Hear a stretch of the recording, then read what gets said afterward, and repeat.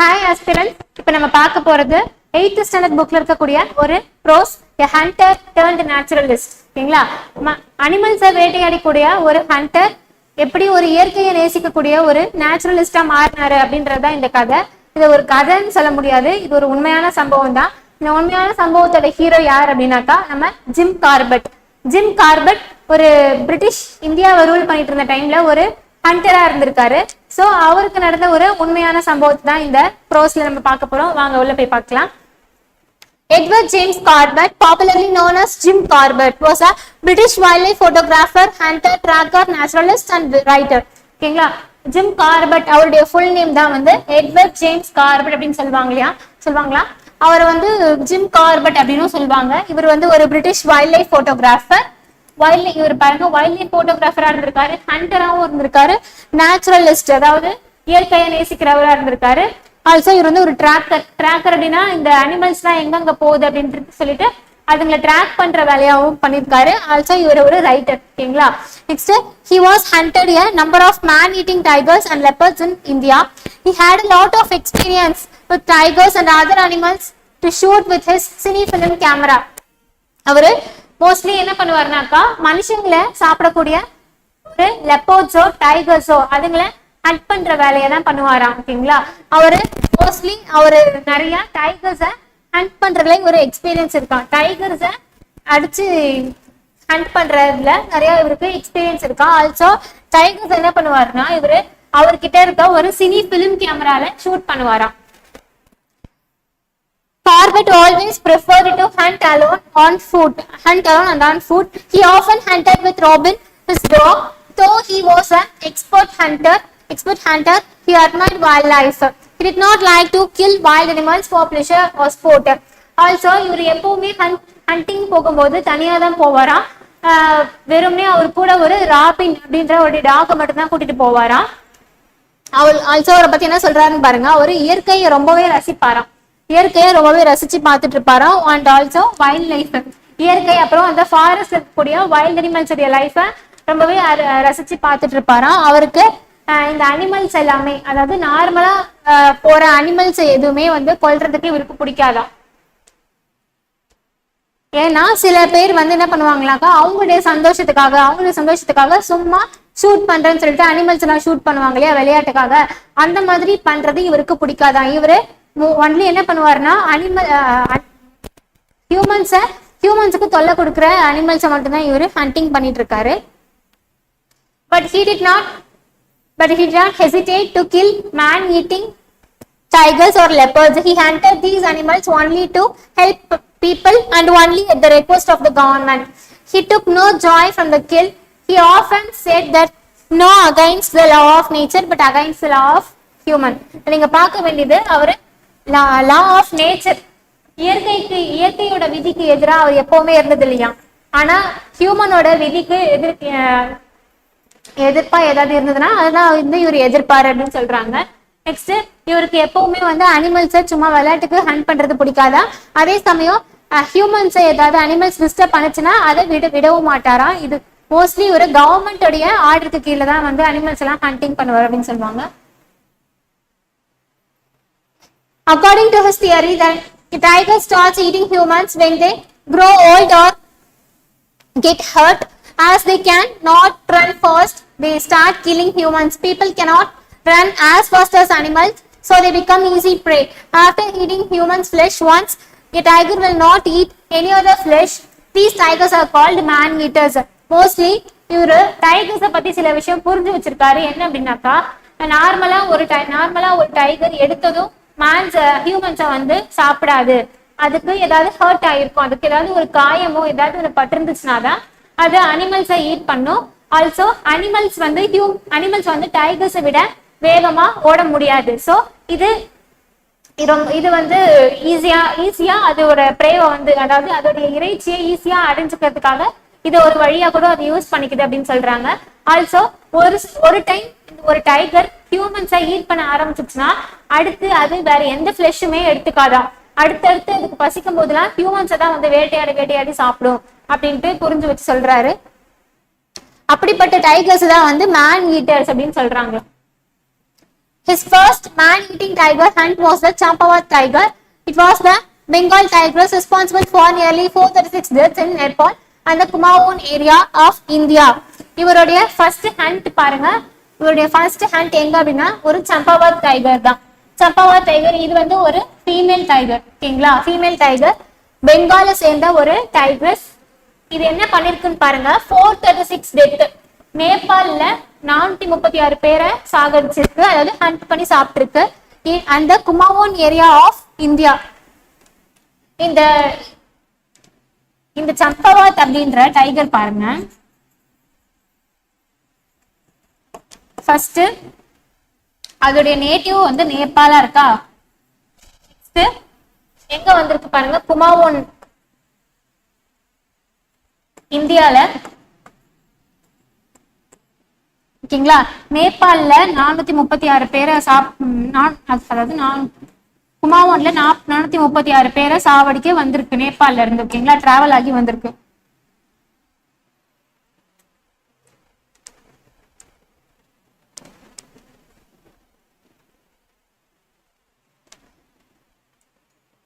Her attacks have been listed in the Guinness Book of World Records as the highest number of fatalities from the tiger. He was shot on 1907 by Jim Corbett. ஓகேங்களா? So highest ஃபேட்டாலிட்டிஸ் இது பண்ணதுனால இந்த சம்பவாத் tiger வந்து Guinness புக்லயுமே இடம் பெற்றிருக்கு அப்படின்னு சொல்றாங்க. 1907ல Jim Corbett தான் இந்த டைகரை ஹண்ட் பண்றாரு. இதை அவர் எப்படி ஹண்ட் பண்றாரு அப்படின்றதுதான் இந்த கதையே. The tigress began her attacks in the Rupal village in western Nepal, Himalayas. Hunters were sent to kill the tiger, but she managed to escape from them. Okay. Rupal village, western Nepalல Rupal villageல இந்த tiger hunting பண்ணிட்டு இருக்கு. அப்பதான் இவங்களை இந்த டைகரை attack பண்றதுக்காக எல்லாருமே வந்து send பண்றாங்க. சோ அப்பவுமே என்ன பண்ணுது அந்த டைகர்ஸ் அப்படின்னா மேனேஜ் பண்ணி எஸ்கேப் ஆகி போயிடுது. Nepalese army, after failing to capture or kill the tiger, drove her across the border into India. There she continued her killing in the Kumaon district. All her kills happened during the daylight. Okay, நான் சொன்ன மாதிரி நேபாள்ல இருந்து தப்பிச்சுதான் நம்ம இந்தியாவுக்கு குமாவோன் டிஸ்ட்ரிக்ட்ல வந்திருக்கு. So Nepalese ஆர்மியும் என்ன பண்ணிருக்காங்கன்னா அந்த டைகர்ஸை பிடிக்கிறதுக்கு ரொம்பவே ட்ரை பண்ணிருக்காங்க. ஆனா அது தப்பிச்சு பக்கத்துல இருக்க நம்ம இந்தியாவுக்கு வந்துருச்சு. சோ அதோடைய ஹண்டிங் எப்பவுமே பொதுவா என்ன பண்ணுவாக்கா பகல்ல தான் வந்து ஹண்ட் பண்ணுவான், டே லைட்ல. சோ இதனால என்னன்னா டிஸ்அட்வான்டேஜ்னா நம்ம ஹியூமன்ஸால ஆஸ் யூஷுவல் அவங்களுடைய டே ரொட்டீனை வந்து பண்ண முடியாம டிஸ்டர்ப் ஆச்சு. ஓகேங்களா? So after several incidents, people stopped going into the forest to recollect firewood, fruits, roots and other things. They were terrified to go out and refused to leave their huts for walk after hearing her roar from the forest. So நான் சொன்ன மாதிரி இந்த புலி உடைய sound கேட்டாலே என்ன பண்ணுவாங்களாம், எல்லாருமே பயந்துட்டு வீட்லயே இருப்பாங்களாம், காட்டுக்கு போவாங்க இல்லையா. சோ ஃபாரஸ்ட் பக்கத்துலயே இருக்குன்னா அவங்கவுங்க வேலை காட்டுக்கு போயிட்டு ஃப்ரூட்ஸ் கலெக்ட் பண்றது, ரூட்ஸ் கலெக்ட் பண்றது, அப்புறம் அவங்க விறகுக்கு தேவையான, அதாவது அவங்க அடுப்புக்கு தேவையான விறகுலாம் வந்து கலெக்ட் பண்றதுக்காக ஃபாரஸ்ட்டுக்கு போவாங்களாம். சோ அந்த மாதிரி எல்லாம் போக முடியாம பயந்துட்டு இவங்க வீட்லயே இருக்காங்களாம். Refused to leave. Okay. The British government requested Jim Corbett to help the villagers. He agreed to hunt down the man-eater. So இதனால என்ன பண்றாருன்னா பிரிட்டிஷ் கவர்மெண்ட், அப்போ நம்ம இந்தியாவை பிரிட்டிஷ் தான் வந்து ரூல் பண்ணிட்டு இருந்தாங்க. சோ அப்ப இருந்த பிரிட்டிஷ் கவர்மெண்ட் ஜிம் கார்பெட்டை கூப்பிடுறாங்க, இந்தியாவில இருக்க இந்த டைகரை வந்து எப்படியாச்சும் சாவடிச்சிரு அப்படின்னுட்டு. சோ ஜிம் கார்பெட்டும் அதுக்கு ஒத்துக்கிட்டு இந்தியா வராரு. He camped in the Kumaon district and started tracking the tigers. He moved around the villages and restricted the activities of the man-eaters. After several unsuccessful attempts, Corbett managed to kill the tiger when it killed a 16-year-old girl in the village near Champawat, and after a trial of blood which Corbett followed. Okay, so இந்த Kumaon district அப்படின்ற ஒரு இடத்துல தான் இப்போ அந்த tigers சம்பவாத் tiger இருக்கு. So அதனால அந்த ஏரியாவை சுத்தி இருக்கிற எல்லாரையுமே வந்து ரெஸ்ட்ரிக்ட் பண்ணிட்டாங்க, யாரும் இப்போதைக்கு இந்த காட்டுக்குள்ள போகாதீங்க அப்படின்ட்டு. சூன் என்ன பண்ணிட்டாருன்னா ஒரு 16-year-old கேர்ளை அந்த டைகர்ஸ் வந்து அதாவது ஹண்ட் பண்ணிருக்கு. ஹண்ட் எப்படி தெரிஞ்சுக்கிறாரு அப்படின்னா அந்த பொண்ணுடைய பிளட்டை வந்து ட்ராக் பண்ணி தான் இவரு கண்டுபிடிச்சு. ஸோ இங்கதான் அந்த டைகர் இருக்கும் அப்படின்னு சொல்லிட்டு போறாரு. அந்த டைகரை வந்து ஃபாலோ பண்ணி போறாரு. After a whole day of pursuit, Corbett had to abandon the hunt. Decided to use villagers and to organize a bait in the next day near the Champa River. With the help of the Tahsildar of Champawat, the bait was organized about 300 villages. So, in the அந்த குமாவோன் டிஸ்ட்ரிக்ட்ல இருக்கக்கூடிய ஒரு ஃபாரஸ்ட்ல தான், அதாவது ஒரு இடத்துல தான் வந்து இந்த சம்பவாத் டைகர் இருக்கு அப்படின்னு தெரிஞ்சிருச்சு. ஸோ அந்த வில்லேஜ் இருக்கக்கூடிய தாசில்தாரோடைய பர்மிஷனோட அங்க ஒரு 300 வில்லேஜஸோடைய ஹெல்ப்போட அங்க ஒரு பெயிட் அப்படின்னா தூண்டில் அமைக்கிறாங்க. ஓகேங்களா, பெயிட் அப்படின்னா தூண்டில் அமைச்சு அந்த டைகர்ஸை பிடிக்கலாம்னு சொல்லிட்டு போறாங்க. எங்க அப்படின்னா ஒரு சம்பா ரிவருக்கு நியர், சம்பா ரிவருக்கு பக்கத்துலதான் அந்த தூண்டில போடுறாங்க. Corbett saw the tigress dead near the Chatar bridge in Champawat. A cement boat was erected, marking the place where the tigress was finally brought down. So, இத்தனை பேரோட ஹெல்ப்பால ஃபைனலி ஜிம் கார்பெட் அந்த டைக்ரஸை hunt பண்ணிட்டாரு, அதாவது short பண்ணிட்டாரு, சுட்டு சாவடிச்சிட்டாரு. அடுத்தது என்ன பண்றாருனாக்கா, அந்த பிளேஸ்ல, அதாவது அந்த டைக்ரஸை ஷூட் பண்ணி கடைசியில அந்த டைக்ரஸை போயிட்டு எடுத்தாங்க இல்லையா, அந்த பிளேஸ்ல ஒரு சிமெண்ட் போர்டால ஒரு ஞாபகார்த்தமான ஒரு பலகை மாதிரி வைக்கிறாங்க. மார்க்கிங் பிளேஸ், அதாவது அங்க ஒரு மெமோரியல் போர்டு மாதிரி வைக்கிறாங்க சிமெண்ட்ல, கான்கிரீட்ல. ஓகேங்களா. A postmortem on the tigress showed the upper and lower canine teeth on the right side of the mouth were broken. அதோடைய அந்த டைகரை போஸ்ட்மார்ட்டம் பண்ணதுல என்ன தெரிஞ்சது அப்படின்னாக்கா, அதோடைய கேனைன் அப்படின்னா கோரை பல் அப்படின்னு சொல்லுவாங்க இல்லையா, அதுதான் வந்து கேனைன் அப்படின்னு சொல்றாங்க. அந்த டைகருடைய லோவர் கேனைன்ல இருக்க ரைட் சைடு தீத்து உடைஞ்சிருக்கான். அப்புறம் அப்பர் ஒன், அதாவது மேல இருக்கிற ஒரு கேனைன் தீத் என்னன்னாக்கா பாதி வந்து உடைஞ்சிருக்கு அப்படின்னு சொல்றாங்க. Down to the bone. This injury was a result of an old gunshot from a game hunter who failed to track and kill it. According to Corbett, probably this injury prevented her from hunting her natural prey and hence she started to hunt humans. So இதுல என்ன தெரியுது அப்படின்னாக்கா, already அந்த டைக்ரஸ்க்கு பல் எல்லாமே வந்து உடைஞ்சிருக்கு. இது ஏன் உடைஞ்சிருக்கு அப்படின்னா, சும்மா விளையாட்டுக்கு டைகர்ஸ் எல்லாருமே வந்து ஷூட் பண்ணி ஹண்ட் பண்றேன்ட்டு போவாங்க இல்லையா, அவங்க அந்த மாதிரி ஹண்ட் பண்ணதுனால இந்த டைகர்ஸால வேட்டையாட முடியாம போயிடுச்சு, அனிமல்ஸை வேட்டையாடி சாப்பிட முடியாம போயிடுச்சு. அதனாலதான் இத ஹியூமன்ஸை வேட்டையாடி இருக்கு அப்படின்னு சொல்றாரு. சோ ஸ்டார்டிங்ல சொன்ன மாதிரி அவரு இந்த டைகர்ஸை பத்தி சில விஷயம் எல்லாம் புரிஞ்சு வச்சிருந்தாரு இல்லையா, அதாவது டைகர்ஸ் வந்து ஆல்ரெடி அதுக்கு ஏதாவது காயம் ஆயிடுச்சுன்னா அதால ஹண்ட் பண்ண முடியாது அப்படின்னு சொல்லியிருந்தாரு இல்லையா. சோ ஒரு டைகர்ஸை வந்து காயம் படுற அளவுக்கு அதை ஷூட் பண்றாங்கன்னா கடைசியில அதை கண்டுபிடிச்சு அதை சாகவாத அடிச்சிடணும். சோ அப்படி சாகடிக்கலாம் இத்தனை ஹியூமன்ஸ் தான் வந்து இறப்பாங்க அப்படின்றத இவரு இதை அனலைஸ் பண்ணி சொல்றாரு. Jim Corbett was always against game hunting. He strongly advocated that deforestation and human encroachment were the main cause of the mischief of wild animals. So finally என்ன சொல்றாரு அப்படின்னாக்கா, ஒரு கேம் ஹண்டிங், அதாவது இந்த அனிமல்ஸ் எல்லாம் வந்து கேம் சும்மா ஒரு ஸ்போர்ட்டிவா இது பண்றதுக்காக ஹண்டிங் பண்றாங்க இல்லையா, ஹண்டிங்னா ஹண்ட் பண்ணுவாங்க ஆனா அதை முழுசா சாவடிக்க மாட்டாங்க, அதுக்கு மட்டும் காயம் உண்டாகிற அளவுக்கு மட்டும் அதை ஹண்ட் பண்ணிட்டு போயிடுவாங்க. அந்த மாதிரி பண்றதுனாலதான் இந்த மேன் ஈட்டர்ஸ் எல்லாமே வந்து ஹியூமன்ஸா ஹண்ட் பண்ணுது. சோ இதுக்கு எப்பவுமே ஜிம் கார்பெட் அகைன்ஸ்டா தான் இருப்பாராம்.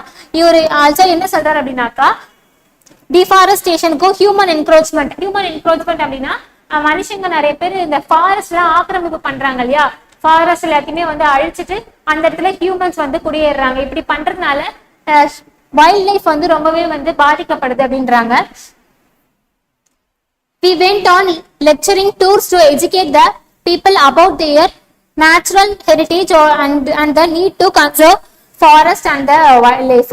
So இவர் என்ன பண்ணணும்னு முடிவு பண்றாருனாக்கா, இந்த வைல்ட் லைஃபை பத்தின ஒரு லெக்சர் வந்து எல்லா பீப்புள்ஸ்க்கும் போய் சேரணும் அப்படின்னு சொல்லிட்டு, ஃபாரஸ்ட்டை வந்து கன்சர்வ் பண்ணணும் அப்படின்ட்டு லெக்சர் எல்லாருக்கும் போய் சேரணும் அப்படின்னு சொல்றாரு.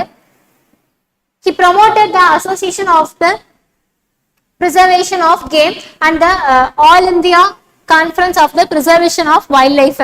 So இவர் என்ன பண்றாருனாக்கா, association of preservation of game அப்படின்ற ஒண்ணு next all India conference of the preservation of wildlife, இதையுமே வந்து ப்ரொமோட் பண்ணணும்னு நினைக்கிறாரு.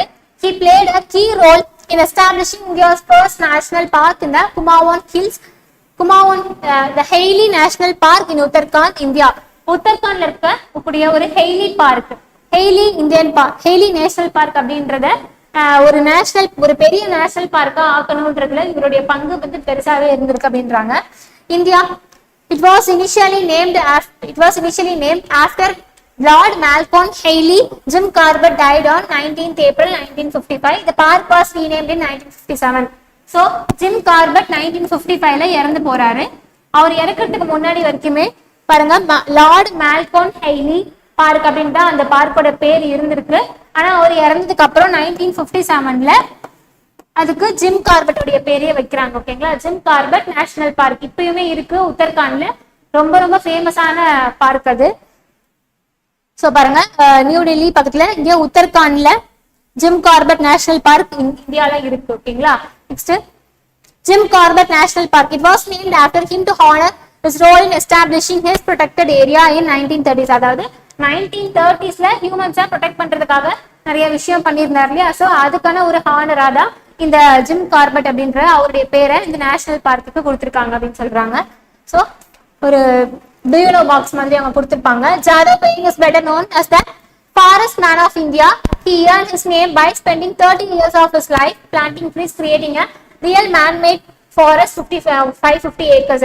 550 acres கொண்ட ஒரு ஃபாரஸ்ட ஒரு மேன் உருவாக்கி இருக்காரு. அதாவது ஃபாரஸ்ட நிறைய பிளான்ஸ் வந்து நிறைய ட்ரீஸ் வந்து பிளான் பண்ணி ஒரு ஃபாரஸ்டையும் உருவாக்கி இருக்காரு. யார் அப்படின்னாக்கா ஜாதவ் பேயங். அவர் வந்து ஃபாரஸ்ட் மேன் ஆஃப் இந்தியா அப்படின்னு சொல்றாங்க. ஓகேங்களா, அதுக்கு இந்த ஃபாரஸ்ட்டை உருவாக்குறதுக்கு அவர் எவ்வளவு இயர்ஸ் பாருங்க 30 இயர்ஸ் ஸ்பெண்ட் பண்ணியிருக்காரு. இவர் தான் ஜாதவ் பேயங். ஸோ இது ஏன் அப்படின்னா இதை நீங்க பார்த்து வச்சுக்கோங்க, ஃபாரஸ்ட் மேன் ஆஃப் இந்தியா அப்படின்ட்டு ஜிம் கார்பெட்டை கூட ஆப்ஷன்ல வைப்பாங்க. நீங்க அந்த இடத்துல கொஞ்சம் ஸ்மார்ட்டா யோசிச்சு ஆன்சர் பண்ணணும். கிளாசரி பார்க்கலாமா? ஹெசிடேட் அப்படின்னா ஒரு விஷயத்துக்கு தயங்குறது. Pause before saying or doing something. Fatalities அப்படின்னா an occurrence of death by accident, அதாவது ஒரு ஆக்சிடென்டலா ஆகிற டெத் தான் வந்து ஃபேட்டலிட்டிஸ் அப்படின்னு சொல்லுவாங்க. ரெஸ்ட்ரிக்ட் அப்படின்னா லிமிடெட் எக்ஸ்டென்ட். பர்சூட் அப்படின்னா சர்ச் பண்றது. என்க்ரோச்மெண்ட் அப்படின்னா to advance beyond usual limits. Encroach அப்படின்னா ஒரு யூஷுவல் லிமிட் தாண்டி அந்த ஆக்கிரமிப்பு பண்ணுவாங்க இல்லையா, அதுதான் வந்து என்க்ரோச்மெண்ட் அப்படின்னு சொல்லுவாங்க. ப்ரிசர்வேஷன் அப்படின்னா ப்ரொடெக்ஷன். ஸோ இது இந்த லெசனுக்கு பின்னாடி ஒரு புக் பேக் கொடுத்துருப்பாங்க, இதுல 4 கொஸ்டின்ஸ் இருக்கும். ஜிம் கார்பெட் எப்போ இறந்தார் அப்படின்னாக்கா 1955 April 19th. Next Corbett shot wild animals with his எதுல ஒரு வைல்ட் அனிமல்ஸ் எல்லாத்தையுமே ஷார்ட் பண்ண அப்படின்னா ஒரு கையில ஒரு சினி பிலிம் கேமரா வச்சிருக்காரு, அதுலதான். So cine film camera. Champawat tiger was the first man eater. ஓகேங்களா, அந்த டைகருடைய பேர் தான் கேட்டிருக்காங்க, சம்பாவாத் டைகர். அது வந்து ஒரு ஃபீமேல் டைகர், ஸோ அதை டைக்ரஸ் அப்படின்னு சொல்லுவாங்க. Corbett shot the tigress dead near the, அது எங்க சாகடிச்சாங்க கடைசியில் அப்படின்னு பாத்தீங்கன்னாக்கா சத்தாரா பிரிட்ஜ். ஓகேங்களா, சத்தார் பிரிட்ஜ்க்கு பக்கத்துல தான் அந்த பெயிட், அதாவது அந்த தூண்டில போட்டு கடைசியில் அதை சாவடிப்பாங்க. So that's all the bros. Thank you.